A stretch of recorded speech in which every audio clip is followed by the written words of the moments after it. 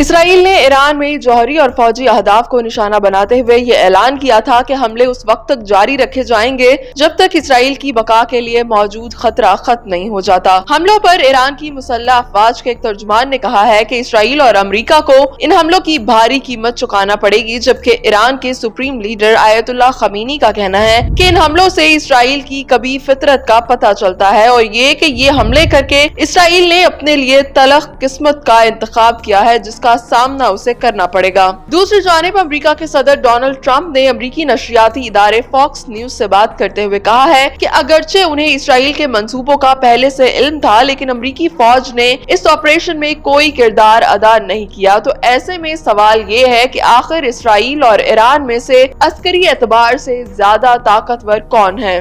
ایران اور اسرائیل کے درمیان تقریباً 2152 کلومیٹر کا زمینی فاصلہ ہے اور اکتوبر 2024 میں ایران نے اسرائیل پر میزائل حملہ کر کے اور وہاں تک اپنے میزائل پہنچا کر یہ ثابت کر دیا تھا کہ ایران عرصہ دراز سے اپنے جس میزائل پروگرام پر کام کر رہا ہے اس میں کافی ترقی ہوئی ہے۔ ایران کے میزائل پروگرام کو مشرق وسطی میں سب سے بڑا اور جدید سمجھا جاتا ہے۔ 2022 میں امریکی سینٹرل کمانڈ کے جنرل کینتھ میکنزی نے کہا تھا کہ ایران کے پاس 3000 سے زیادہ بیلسٹک میزائل ہیں۔ دوسری جانب اس بات کی کوئی حتمی تصدیق نہیں کہ اسرائیل کے پاس کتنے میزائل ہیں، لیکن یہ بات واضح ہے کہ مشرق وسطی میں اگر کسی ملک کے پاس جدید ترین میزائلوں کا ذخیرہ ہے تو وہ اسرائیل ہے۔ میزائلوں کا یہ ذخیرہ اس نے گزشتہ 6 دہائیوں میں امریکہ سمیت دیگر دوست ممالک کے ساتھ اپنے اشتراک یا پھر اپنے طور پر اپنے ہی ملک میں تیار کیا ہے۔ CSIS میزائل ڈیفنس پروجیکٹ کی ایک رپورٹ کے مطابق اسرائیل کئی ملکوں کو میزائل برآمد بھی کرتا ہے۔ اسرائیل کے مشہور میزائلوں میں ڈلائلہ، جبریل، ہارپون، جریکو 1، جریکو 2، جریکو 3، لورا اور پاپئی شامل ہیں، لیکن اسرائیل کے دفاع کی ریڑھ کی ہڈی اس کا آئرن ڈوم سسٹم ہے، جو کہ کسی بھی قسم کے میزائل یا ڈرون حملے کو بر وقت روکنے کی صلاحیت رکھتا ہے۔ غزہ سے حماس اور لبنان سے حزب اللہ کے راکٹوں کو متواتر فضا میں ہی تباہ کر کے وہ آج تک اپنا لوہا منواتا رہا ہے۔ اسرائیلی میزائل ڈیفنس انجینئر اوزی روبن نے BBC کو بتایا کہ آئرن ڈوم کی طرح کا دنیا میں کوئی اور دفاعی نظام نہیں اور یہ بہت کارآمد short range missile defence system ہے۔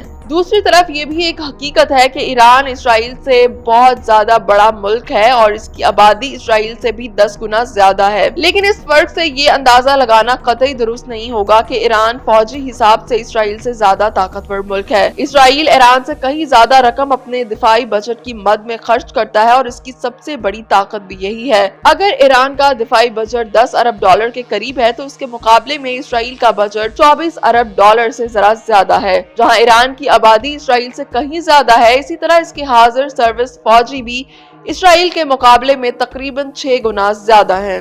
ایران کے فعال فوجیوں کی تعداد تقریباً 6,10,000 جبکہ اسرائیل کے ایسے فوجیوں کی تعداد 1,70,000 ہے۔